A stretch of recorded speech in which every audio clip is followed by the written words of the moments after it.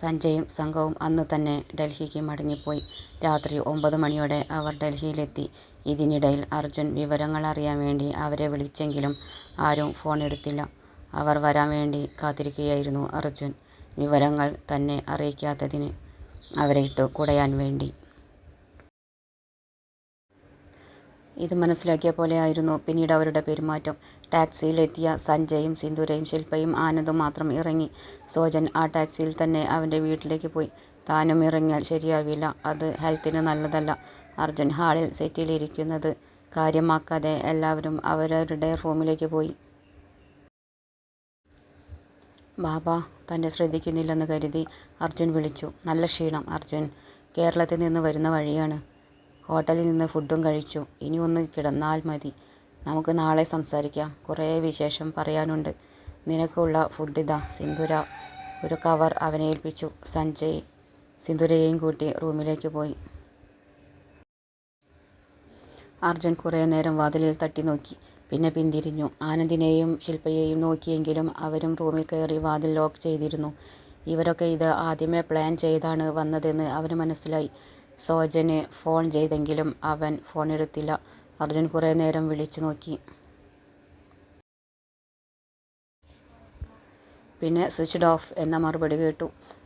റൂമിൽ കയറിയ ശില്പ WhatsApp family ഗ്രൂപ്പിൽ ജ്വാലയോടൊപ്പം നിന്ന് എടുത്ത ഫോട്ടോസ് പോസ്റ്റ് ചെയ്തു. കുറച്ചു കഴിഞ്ഞപ്പോൾ ആനന്ദും ഫോട്ടോസ് പോസ്റ്റ് ചെയ്തു. സിന്ദൂരയുടെ ഫോണിലുള്ള ഫോട്ടോസ് സഞ്ജയും പോസ്റ്റ് ചെയ്തു.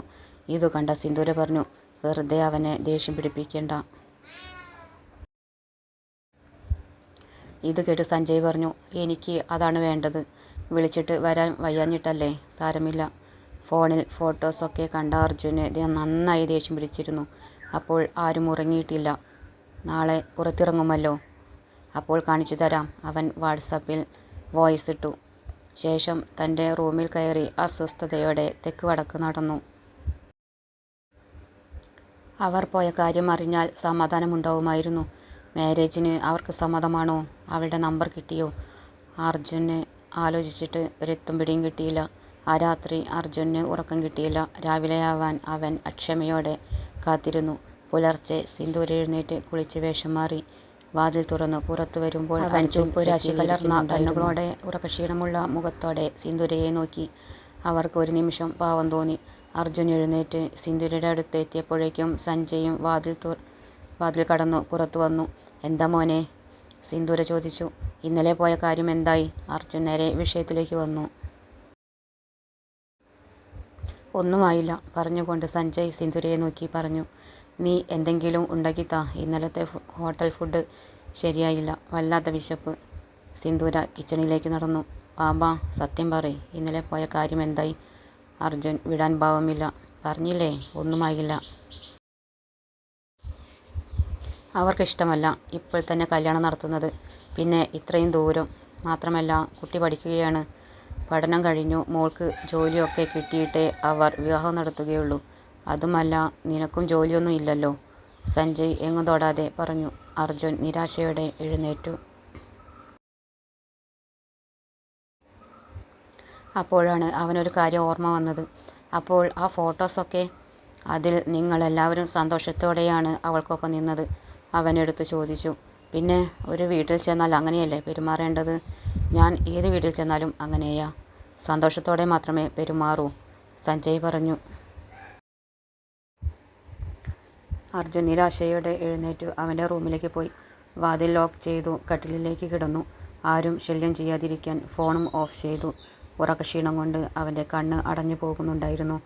അപ്പോൾ തന്നെ അവൻ ഗാഢമായ ഉറക്കത്തിലേക്ക് വീണു. പിന്നീട് അവൻ വൈകുന്നേരമാണ് എഴുന്നേറ്റത്.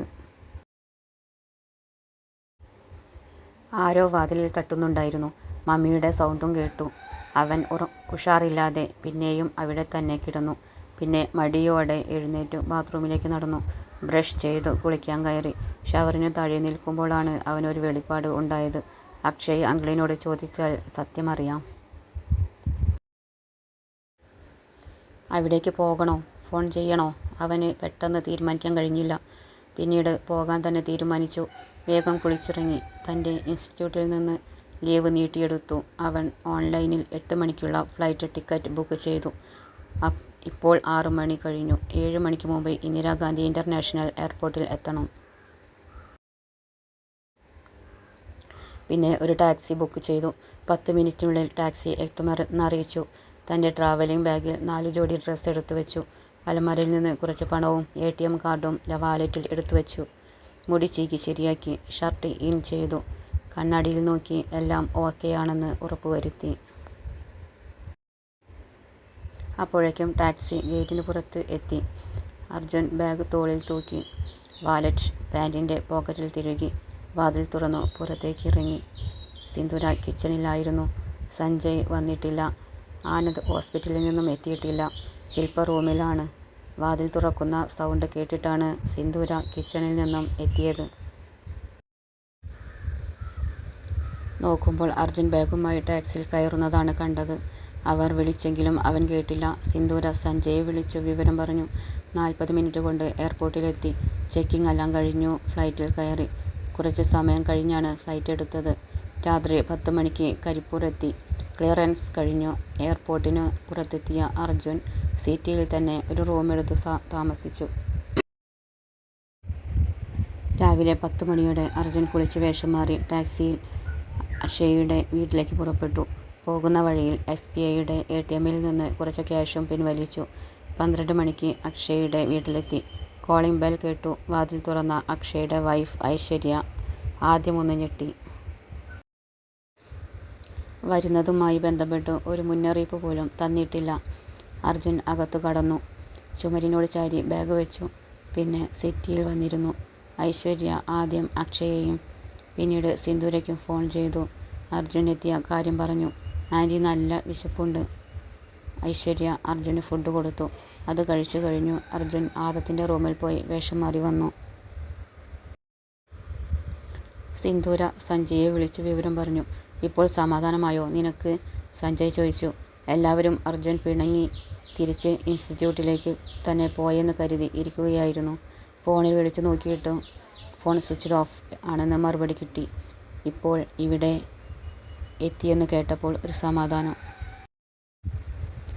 താൻ വന്ന കാര്യം ചോദിക്കാൻ അർജുൻ കുറച്ച് മടിയുണ്ടായിരുന്നു. പക്ഷെ ചോദിച്ചല്ലേ പറ്റൂ. ആദ്യം കുറച്ച് കുടുംബവിശേഷങ്ങൾ ചോദിച്ചറിഞ്ഞതിന് ശേഷം അർജുൻ നേരെ കാര്യത്തിലേക്ക് വന്നു. ആൻറ്റി, ഇന്നലെ എല്ലാവരും ആ കുട്ടിയുടെ വീട്ടിൽ പോയില്ലേ? ആ കാര്യം എന്തായി? അവർ എന്താ പറഞ്ഞത്? ബാബയും അമ്മയും ഒന്നും പറഞ്ഞില്ലേ നിന്നോട്? ഐശ്വര്യ ചോദിച്ചു. അവർ എങ്ങും തൊടാതെ കാര്യം പറഞ്ഞു. അവർക്കിഷ്ടമല്ലെന്ന്, അവൾക്ക് പഠിക്കണമെന്ന് ഒക്കെ. Can I hope? അർജുൻ ചോദിച്ചു. അത് അവർ പറഞ്ഞത് കുറച്ച് ശരിയാണ്. മാരേജ് നടക്കും. But not now. ഇപ്പോഴല്ല.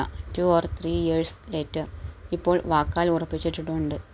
അതായത് വാക്ക് കൊടുത്തിട്ടുണ്ട്. പിന്നെ സെറിമണി നടത്തും. പിന്നെ ആ കുട്ടിയെ ഒന്നും അറിയിച്ചിട്ടില്ല. അത് don't like it her father because she is hopeful that she will get the rank. അതുകൊണ്ട് മാരേജ് പ്രൊപ്പോസൽ ഇപ്പോൾ അവളെ അറിയിച്ചാൽ അത് അവളുടെ പഠനത്തെ ബാധിക്കുമെന്നാണ് അവളുടെ അച്ഛൻ പറഞ്ഞത്. That's all. അർജുൻ സമാധാനമായെന്ന മട്ടിൽ ദീർഘമായി ഒന്ന് നിശ്വസിച്ചു.